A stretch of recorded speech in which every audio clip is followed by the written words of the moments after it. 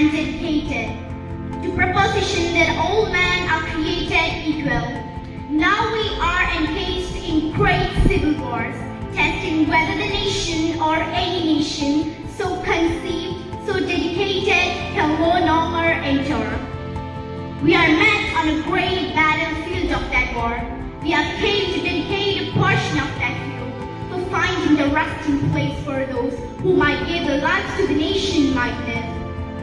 It's altogether fighting and proper that we would do this, but in a larger sense, we cannot consecrate, we cannot dedicate, we cannot hollow this ground.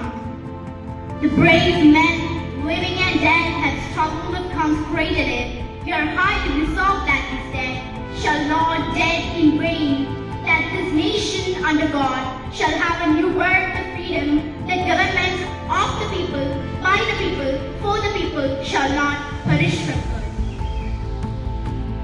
Abhinaya and Anza to tell us more about Abraham Lincoln.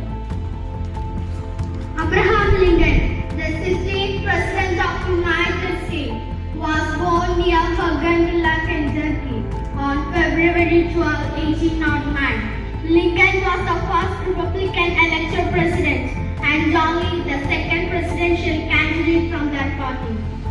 Lincoln was the first president not born in one of the original 13 states. He also remains the tallest person to serve as president and the only one to hold a patent. Lincoln led the United States to the American Civil War, defending the nation as a constitutional union, abolishing slavery, expanding the power of the federal government, and modernizing the U.S. economy.